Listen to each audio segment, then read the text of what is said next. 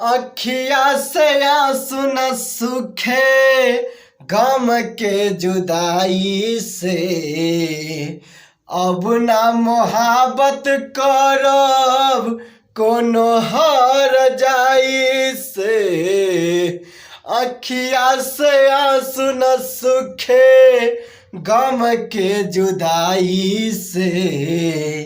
अब ना मोहब्बत करब कोनो हर जाई से। देखे जखम हंसे घाव बाटे ताजा। देखे जखम हंसे घाव बाटे ताजा। कुहर कुहर रोवतानी फाटे करे जा। कुहर कुहर रोवतानी फाटे करे जा।